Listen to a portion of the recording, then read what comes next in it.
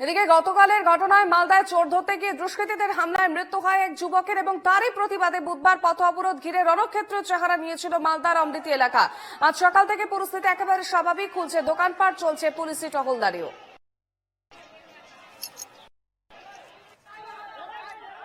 মালদায় গতকালের ঘটনা এবং চোর ধরতে গিয়ে রীতিমতো দুষ্কৃতী হামলায় মৃত্যু হয়েছিল এক যুবকের। এই পরিস্থিতিতে রণক্ষেত্র চেহারা নিয়েছিল মালদার অমৃতি এলাকায়। পর আজ পরিস্থিতি সকাল থেকে একেবারে স্বাভাবিক, পুলিশি টহলদারি রয়েছে সেখানে। আমরা যাব, সরাসরি রয়েছেন আমাদের প্রতিনিধি সুমিত ঘোষ। সুমিত, গতকালের যে ঘটনা এবং তারপর আজকে সকাল থেকে কি পরিস্থিতি, পুলিশি নজরদারি কতটা পড়ছে চোখে?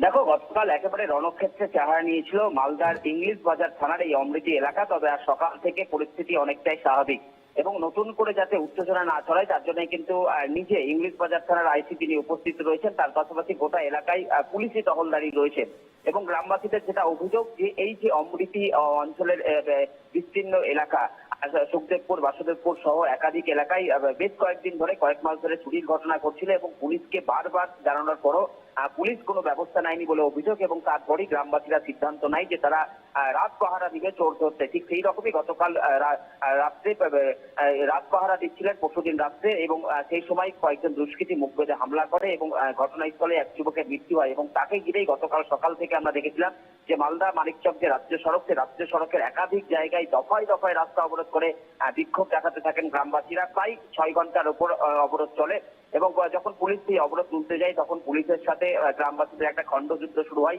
পুলিশকে লক্ষ্য করে ইট পাটকেল ছুড়ে গ্রামবাসীরা পাল্টা পরিস্থিতি নিয়ন্ত্রণে আনতে পুলিশের পক্ষ থেকে টিয়ার গাছ পাঠানো হয় এবং এই ঘটনায় পুলিশ এখনো পর্যন্ত 15 জনকে শনাক্ত করেছে, তাদের জিজ্ঞাসাবাদ করার জন্য আটক করেছে। তবে যে যুবককে খুন হতে হয়েছে এবং যে আরো 2 জন আহত হয়েছে, এই ঘটনায় কারা যুক্ত, কারা হামলা করেছিল তা কিন্তু পুলিশ এখনো বের করতে পারেনি। তবে পুরো ঘটনা তদন্ত শুরু হয়েছে এবং গতকালকের এই ঘটনার পর আজকে কিন্তু পরিস্থিতি অনেকটাই স্বাভাবিক, জনজীবন স্বাভাবিক রয়েছে, দোকানপাট খোলা রয়েছে। তার পাশাপাশি মালদা মানিকচকের রাজ্য সড়কের যে যোগাযোগ ব্যবস্থা, সেই যোগাযোগ ব্যবস্থা কিন্তু সচল রয়েছে। অর্পিতা, বেশ, ধন্যবাদ সুমিত।